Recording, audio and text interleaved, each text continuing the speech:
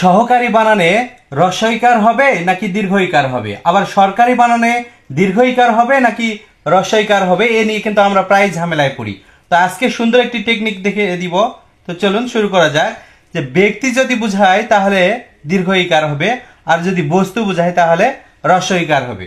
তাহলে আমরা যদি সহকারীতে খেয়াল করি, সহকারী শব্দটি দ্বারা কিন্তু আমাদের ব্যক্তি বোঝাচ্ছে, সুতরাং এখানে অবশ্যই দীর্ঘইকার হবে, রস্বইকার হবে না।